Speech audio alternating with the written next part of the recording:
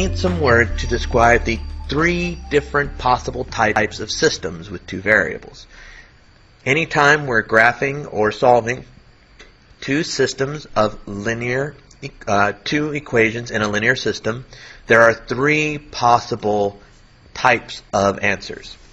One is if I have two lines that are just regular old plain lines, they intersect at a single point. They have exactly one solution. They are considered consistent and independent. Consistent means that there is at least one solution, and independent means that each line contains different information about the variables.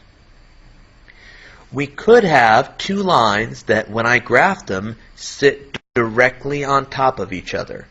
And so in our second example here, we can see that there's only one line graphed.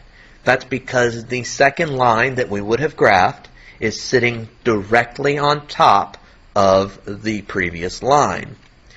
What that means is that the two lines coincide, and if they coincide, they're intersecting at every single point. And since the solution to a system of equations is where the lines intersect, there are infinitely many solutions. Since there's more than at least one solution, it is consistent. But since both lines are the same, they are dependent. The third possible situation is that there is no solution. We get no solution if the two lines that we graph are parallel.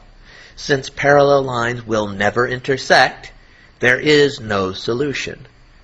Since there is not at least one solution, the system is considered inconsistent because there's no solution.